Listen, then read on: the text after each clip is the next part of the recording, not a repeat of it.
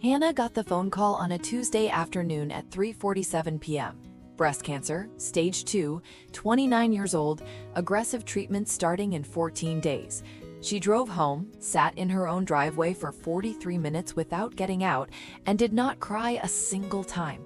2 days later, on a Thursday morning at 10:15 a.m., Hannah walked into a small Portland breeder's home to look at a Golden British Shorthair kitten that had been returned twice as, in the breeder's exact words, not up to standard.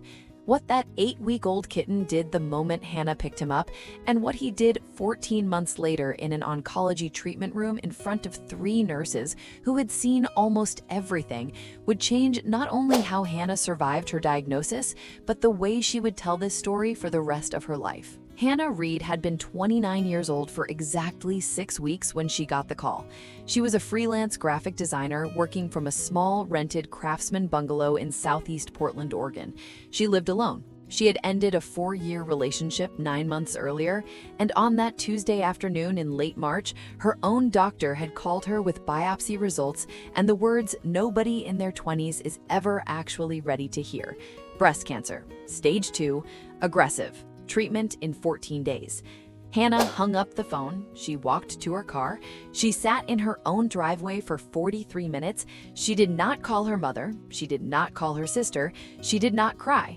She just sat there, watching a single gray squirrel run back and forth across her neighbor's roof until the sun started to set and her phone screen had gone completely black. On Wednesday morning, she opened her laptop and did something completely illogical.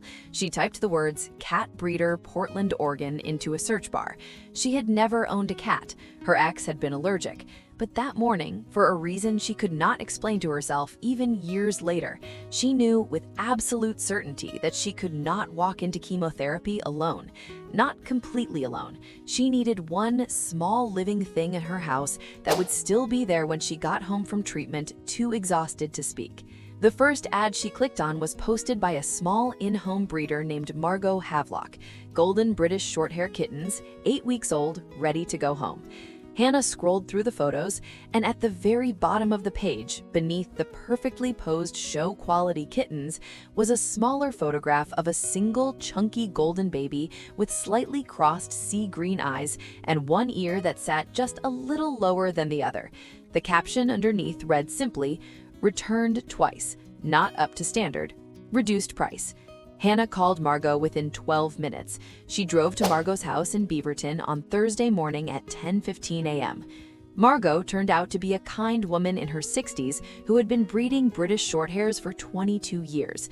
She explained apologetically that the little golden kitten in the photo had already been returned by 2 separate families.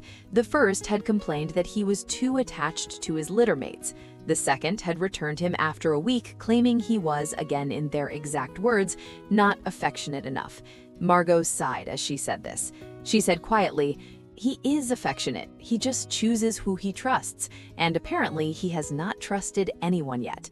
Margot walked into a small side room and came back holding an 11-week-old ball of plush golden fur with sea-green eyes the size of marbles.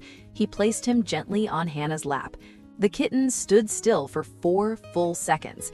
Then he stepped very slowly up Hannah's chest, pressed his small forehead directly under her chin, and started to purr so loudly that Margot actually laughed out loud. "I have never," she said quietly, "seen him do that with anybody before."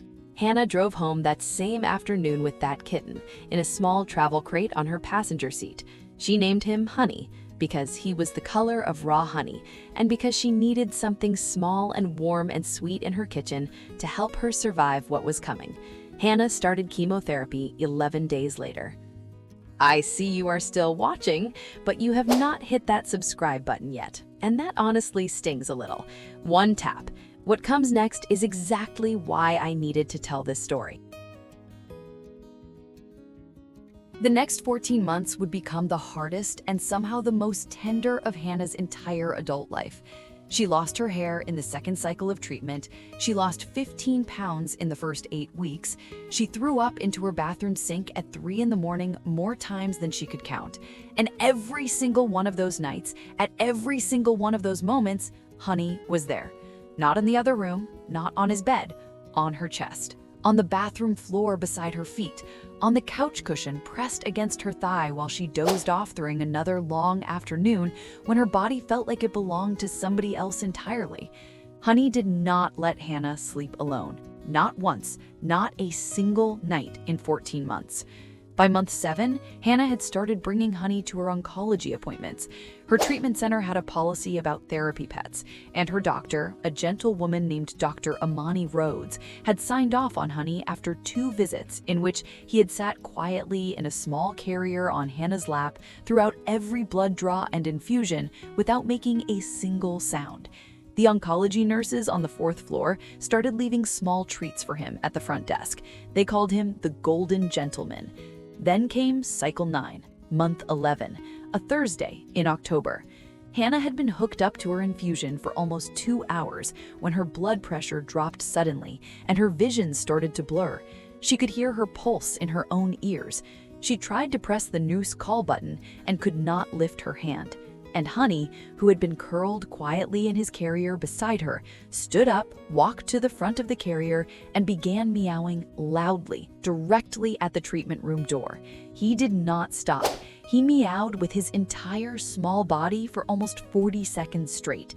The nurse on duty, a woman named Ktten, who had worked oncology for 17 years, walked into the room because the noise was unusual enough to investigate. She took one look at Hannah, pale, sweating, eyes unfocused, and immediately called a code. Hannah had suffered a rare allergic reaction to one of the infusion drugs. Kimberly later told Hannah, sitting beside her hospital bed 2 hours later, that another 5 minutes without intervention could have been catastrophic. Some stories change everything about the way you understand love. This is one of those. Honey sat in Hannah's lap in that hospital bed for the rest of the afternoon. He did not move. Hannah finished her treatment 3 months later. She rang the bell at the end of her final infusion, holding Honey in her arms with her mother on one side and Dr. Rhodes on the other. Her scan 2 months after that came back clean. It has stayed clean for 3 years. A Tuesday phone call, a Thursday kitten, a Golden British Shorthair nobody else had wanted, sitting in a small travel carrier in an oncology treatment room on the 4th floor, refusing to be quiet when the only person he had ever trusted stopped being able to ask for help. Honey is 4 now. Hannah is 33. She still works from home. She still lives in the same small craftsman bungalow in Southeast Portland. And every single morning, Honey walks into her kitchen at 6:30, sits in the exact same patch of sunlight, and waits for her to make her coffee and tell him once again that they made it. So tell me honestly, do you think Honey chose Hannah that Thursday morning at the breeder's house, or was it always going to be the other way around? Let me know in the comments.